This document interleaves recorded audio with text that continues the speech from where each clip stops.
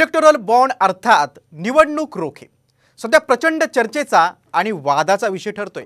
Supreme कोर्टाच्या निर्देशानुसार state बँकेने निवडणूक रोख्यांचा तपशील जाहीर केलाय। यात अनेक कंपन्यांनी कोट्यवधींचे रोखे खरेदी केल्याचं उघड झालंय। या कंपन्यांनी खरेदी केलेले रोखे कुठल्या राजकीय पक्षाला देणगी म्हणून दिलंय हे अद्याप जाहीर केलं नाही। पाहूयात या संदर्भातला एक रिपोर्ट। वादग्रस्त कंपन्यांची कोट्यवधींची रोखे खरेदी, कुणी किती रोखे खरेदी केली तपशील जाहीर।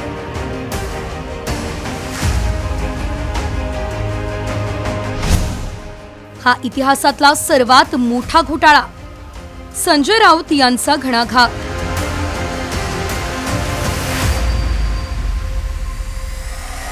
सर्वोच्च न्यायालयाच्या आदेशाचं पालन करत निवडणूक आयोगानं निवडणूक रोख्यांचा तपशील जाहीर केला। एसबीआयनं आतापर्यंत बॉन्ड्सची खरेदी कुणी केली आणि कोणत्या पक्षाला किती रक्कम मिळाली याची माहिती दिली आहे। विशेष म्हणजे या यादीतील बॉन्डचे सर्वात मोठे खरेदीदार फक्त देशातील प्रसिद्ध कंपन्या किंवा उद्योगपतीच नाही, तर वैयक्तिक पातळीवर देखील अनेक बॉन्ड्सची खरेदी करण्यात आली। दक्षिण भारतातील लॉटरी किंग सॅन्टियागो मार्टिन याच्या फ्युचर गेमिंग अँड हॉटेल सेवा या कंपनीनं सर्वाधिक अर्थातच 1368 कोटी रुपयांचे बॉन्ड खरेदी केलेत। त्या खालोखाल आंध्र प्रदेशमधील पीव्ही कृष्णा रेड्डी आणि पीपी रेड्डी या भावांच्या mega engineering and infrastructure limited कंपनीनं 966 कोटी रुपयांचे निवडणूक रोखे हे खरेदी केले। क्विक सप्लाय चेन या कंपनीनं 410 कोटी, अनिल अग्रवाल यांच्या मालकीच्या वेदांत लिमिटेड कंपनीनं 400 कोटींचे रोखे खरेदी केले।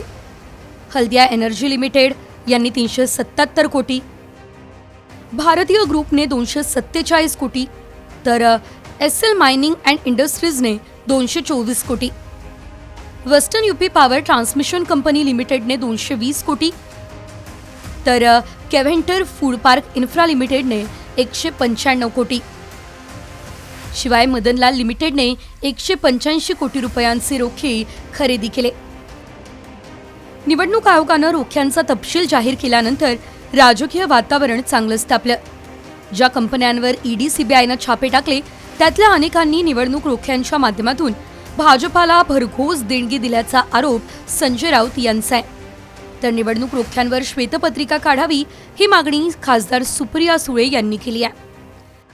इस देश के इतिहास का ये सबसे बड़ा घोटाला, सबसे बड़ा स्कैम है और मोदी सरकार को, प्रधानमंत्री मोदी को अगर नैतिकता होगी तो एक दिन भी वो सत्ता पर नहीं रहेंगे। मी जे वर्तमानपत्र आणि टीव्हीवर ऐकते आणि वाचते त्याच्यातून मी हे आपल्याला सांगते, तर ह्याचं एक पारदर्शक ह्याचा व्हाईट पेपर यायला नको।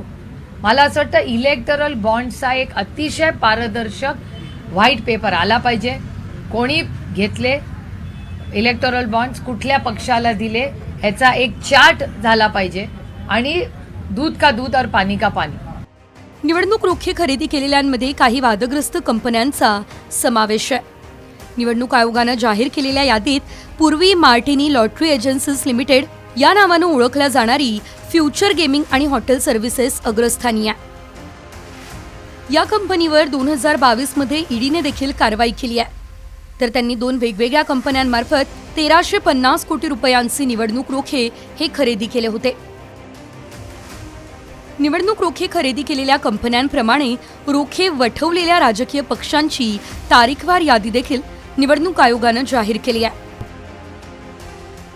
यामध्ये Bhajap, Congress, AIADMK, BRS, Shiv Sena, TDP, YSR Congress, DMK, JDS, Rashtrawadi Congress, Trinamool Congress, JDU, AAP, Rajad, Samajwadi Party, Jammu Kashmir, National Conference, BJD, Goa Forward Party, Maharashtrawadi Gomantak Paksha, Sikkim Krantikari Morcha, JMM, Sikkim Democratic Front आणि इतर पक्षांचाही समावेश आहे।